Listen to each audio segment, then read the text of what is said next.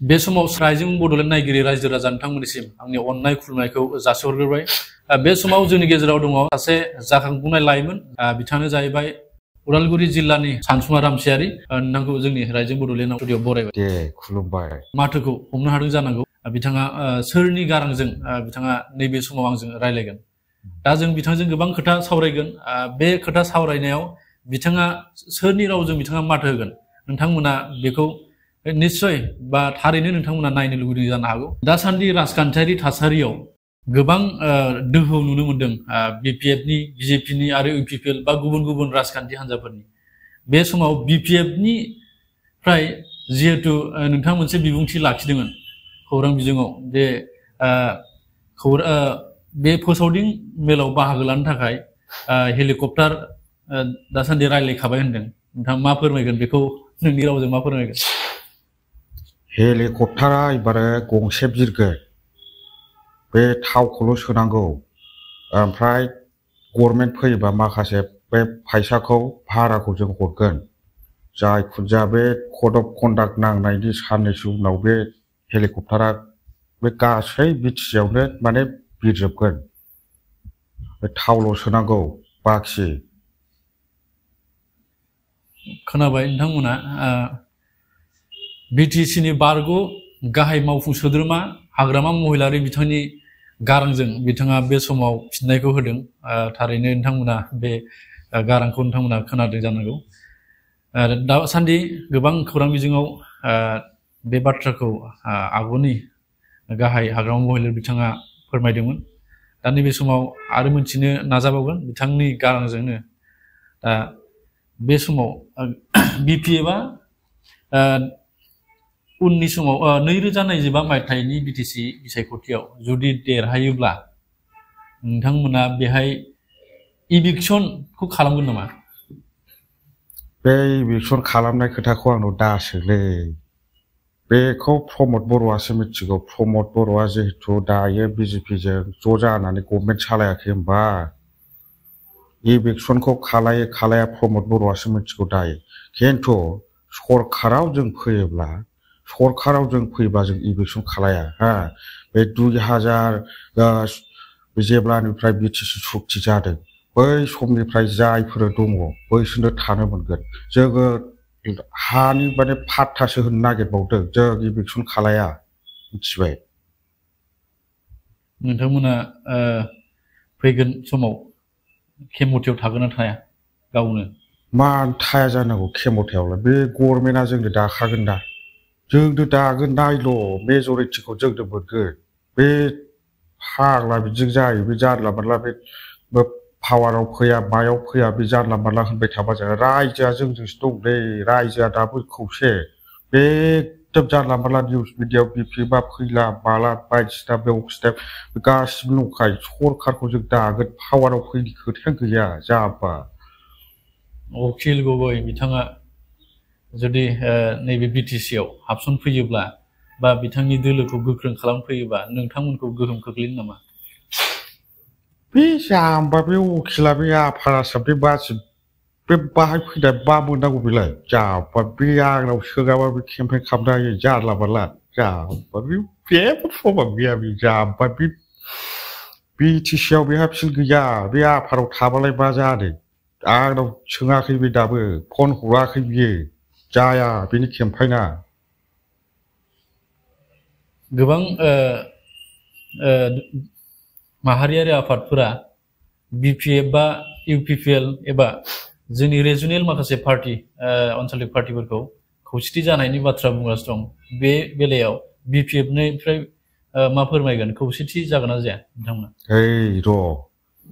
जोङो 2020आव एबसुनो मोनसे लाइजाम लिरदोंलै। जों 17था मोनदोंमोन। ओमफ्राय बेयाव एबसुआ डिक्लाइन खालामदों। बेखौ मा गनायनानै लायाखै। लाइजाम हरदों बिपिएफनिफ्राय। ओमफ्राय दाख्लैयो आरो खनसे खाम्फा, रबिराम बिसोरो एबसुजों ज' सावरायबाय। दाना हनै खाम्फाया गावसोर ब्लड थांबाय। मा खौसे जानाय जाखो बेलाय? आरो दाख्लैसिमबो आं नेबाय थादों बिसोर माने ज' जानांगौ। नंगौ बे खोथाया ज' जायोबा रावबो हाया।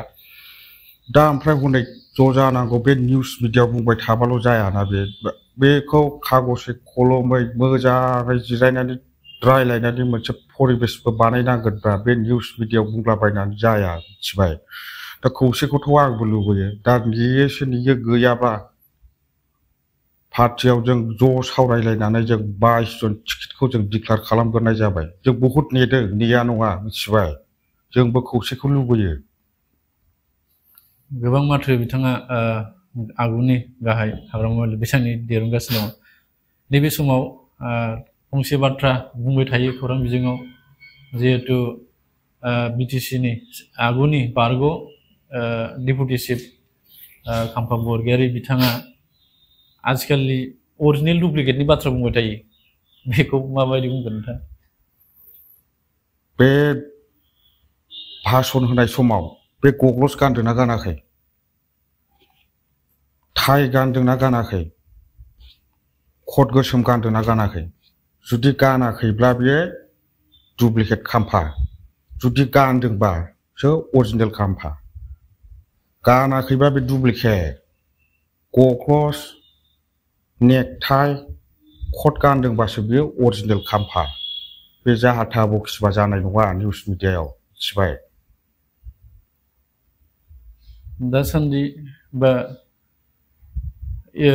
BJP UPPL आरो BPF नि थासारिया माबायदि जोंनाथ' बहुत मोजां एकदम एबसुलेट मेजरिटि मोनगोन नायबाय थाल' रंजानो रेडि जाखानोसै बे बमा लानानै रेडि जाखानो बे बमा गावनांगौ BPF नि देरहानाय समा फैगासिनो खिन्थु UPPL जों BJP जों मा सोमोन्दो दं आं बेखौ जेबो बुंनो थाङा निउस मिडियायाव नुबाय थादों बिथांमोना बिराद लोगोमोन लिलि हटेलनि जि पलिटिक्स खालामनानै बिथांमोना देरहाबाय 5 बोसोर एबार बे जोबनो थांगासिनो दं होननानै आङो मिथिनो मोनदों बे खोथाया निउस मिडियायाव भाइराल जागासिनो दङ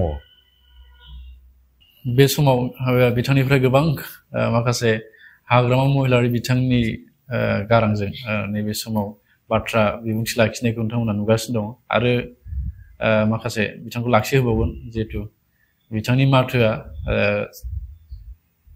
आगुनि BTC नि गाहाय हाग्रामा महिलारि बिथांनि बायदि नैबे समाव नोंथांमोना खोनानो मोनदों बिथांनि बे रोंगौथिखौ मानिनांगोन मानो होनबा गुबुननि जे माथो दिरुननाया गोब्राब जायो बयनिबो थाखाय मानो होनबा बयबो बेबायदि माथोखौ दिरुननो हाया जिहेतु बेखौ आं नोंथांनाव सोंनो सानगोन बेखौ नोंथाङा मा इमप्रेस जानानै नोंथाङा हाग्रामा महिलारिनि रावखौ बेबायदि होजेनामोन आं हाग्रामा महिलारि सारखौ बिराद मोजां मोनो आं मिथिया बे हाग्रामा सारखौ आं मानो एसेबां मोजां मोनो माने आंहा राव गैया बेखौ आं मानो एसेबां मोजां मोनोथाय आं गावनो मिथिया आं मा इमप्रेस जानानै आं बोरै सोलोंखो आं गावनो मिथिया आं मानसिखौ मोजां मोनो नालाय आं ओंखायनो बे मानसिखौ मोजां मोननाया गाराङाबो बोरैबा अट'मेटिकेलि माने